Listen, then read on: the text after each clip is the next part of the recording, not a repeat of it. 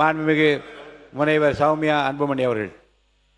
மாண்புமிகு பேரவைத் தலைவர் அவர்களே, நெய்வேலி லிக்னைட் கார்பரேஷன் அவர்கள் கொடுத்த பதில் சொல்லியிருக்கிறாங்க.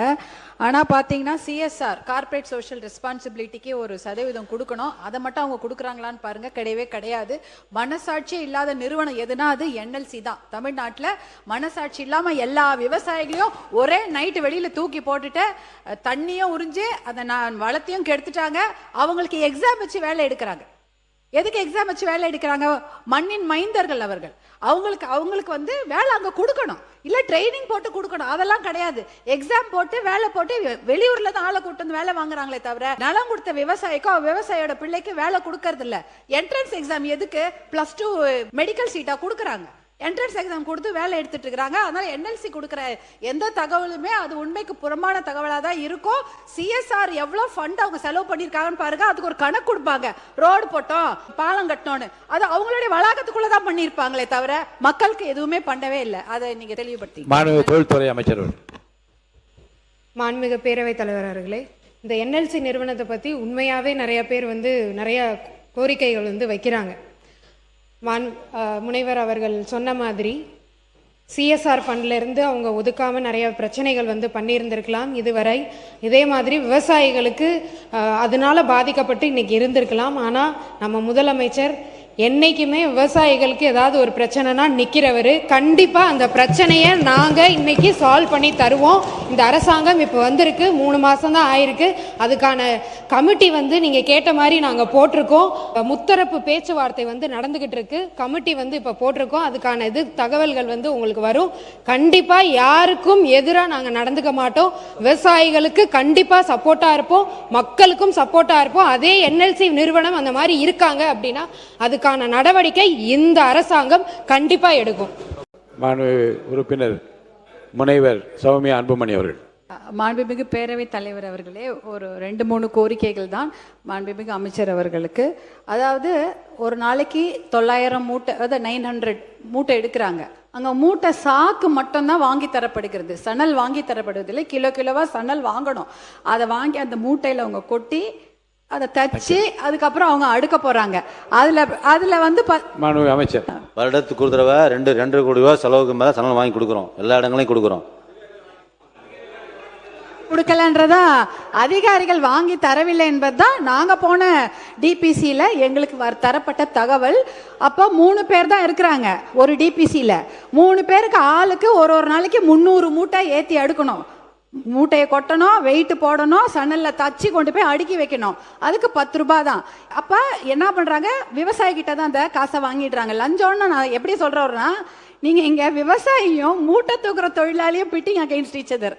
அவனும் பாவம் ஏழை, இவங்களும் ஏழை, 2 பேருக்கும் தான் இங்க பிரச்சனை. அதனால அதை ஒரு தாயிலம் கொண்டு கலையணும்னு தான் கேட்டுக்கிறோம், வேற ஒன்றும் கிடையாது. அதனால தான் ஒரு 10 ரூபாய் ஏற்றி கொடுங்க. மூட்டை தூக்குற தொழிலாளிக்கு தான் இது பண்ண.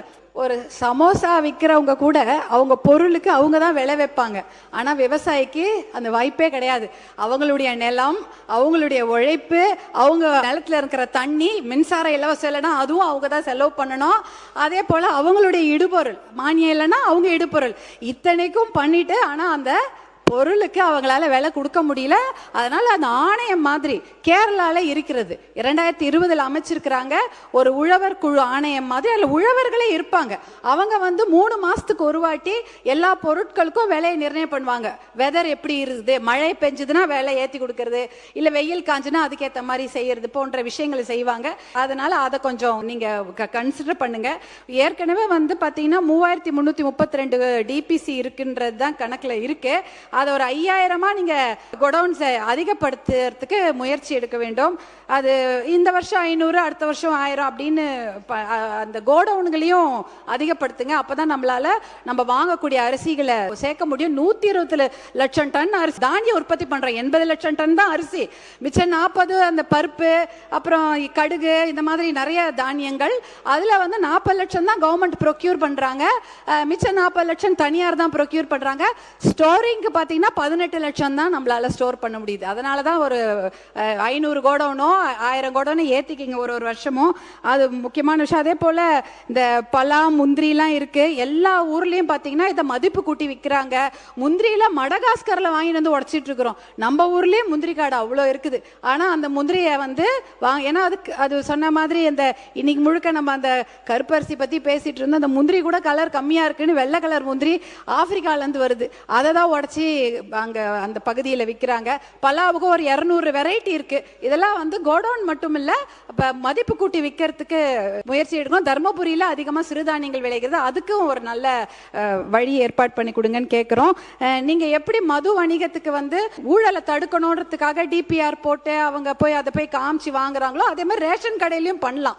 ஏன்னா ரேஷன் கடையில் இது செய்யலாம். ஏற்கனவே பார்த்தீங்கன்னா அங்கே பாமாயில் இல்லைன்னு வாங்க, ஆனால் இருக்கும். இல்லை எல்லா அரிசியும் வித்துருச்சுன்னு வாங்க, ஆனால் அரிசி இருக்கும். அப்போ வந்து இதை வந்து QR கோடு போட்டு வீட்டில் வாங்க முடியும்னா அதுவும் நீங்கள் கன்சிடர் பண்ணலாம். ஏன்னா இது ஒரு டிஜிட்டல் ஆக்கிறதுக்கு ஒரு வழி இருக்குது.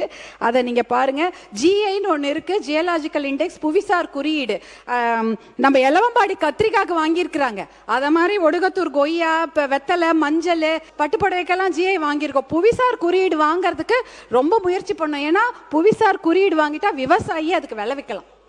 ஆனா அதை ஸ்டோர் பண்றது கோடவுன் வேணும். இந்த மாதிரி நிறைய விஷயங்கள் இருக்கிறது. மாண்புமிகு உணவுத்துறை அமைச்சர் அவர்கள். பேரவைத் தலைவர்களே, ஒரு கிளாரிஃபிகேஷனோட கூப்பிட்டேன். நம்ம சட்டமன்ற உறுப்பினர் சௌமியா அவங்க சொல்லியிருந்தாங்க 3000 டிபிசி இருக்கா சொல்லியிருந்தாங்க. இன்னைக்கு 4326 டிபிசி இருக்கு. இன்றைய தேதி வரை இன்னைக்கு டோட்டலாக இவ்வளவு இருக்கு. இதை இன்றைக்கு இயங்கி கொண்டிருக்கும் இபிசி வந்து 484. இதெல்லாமே சில டெம்பரரியாக இருக்கும், சில பெர்மனெண்ட்டாக இருக்கும். வருங்காலங்களில் பெர்மனெண்ட் பண்ணுறதுக்கு உண்டான அறிவிப்புகள்லாம் இருக்குது. அது மட்டும் இல்லாமல் குடோன் அதிகமாக கேட்டிருந்தீங்க, அதுக்கு உண்டான அறிவிப்புகளும் நம்ம வேளாண்மைத்துறை அமைச்சர் இருக்குது. இரண்டாவது, இதுவரைக்கும் எங்கெல்லாம் உற்பத்தி பண்ணுறோமோ நெல்லை வாங்காமல் இல்லை, எல்லா டிபிசியும் வாங்கிட்டு இருக்கோம். 484 டிபிசி இன்னைக்கு கரண்ட் ஓப்பனாக இருக்குது. சொல்லப்போனால் உங்களுக்கு வேண்டுமென்றால் டெல்டா மாவட்டத்தில் அரியலூரில் 26 டிபிசி இன்னைக்கு கரண்டில் ஆப்ரேஷன் இருக்குது, வாங்கிட்டு இருக்கோம். கடலூரில் 137 டிபிசி ஓப்பன் ஆனில் இருக்குது, வாங்கிட்டு இருக்கோம். மயிலாடுதுறையில் 8 டிபிசி இன்னைக்கு ஓப்பனில் இருக்குது, அதில் நெல் வாங்கிட்டு இருக்கோம்.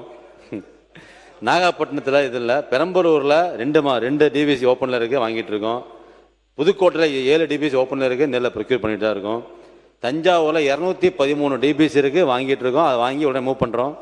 திருச்சிராப்பள்ளியில் 4 டிபிசியில் நெல்லை ப்ரொக்யூர் பண்ணுறோம், இங்கே பெண்டிங் இல்லை. திருவாரூர் மாவட்டத்தில் 73 டிபிசி இருக்குது, அதை வாங்கி உடனே இதனால் வரை கிட்டத்தட்ட 9,78,000 நெல் கொள்முதல் பண்ணியிருக்கோம். அதை வாங்கி உடனே சம்மந்தப்பட்ட பக்கத்து ரீஜன்ஸுக்கும் அதை மூவ் பண்ணிட்டு இருக்கோம். நடந்து கொண்டு இருக்கிறது. 2-3 நாட்டுக்குள்ளே அங்கே இந்த அடுத்த குருவிக்கு உண்டான ப்ரொக்யூர்மெண்ட்டுக்கும் ப்ரிப்பேர்டாக இருக்கும்.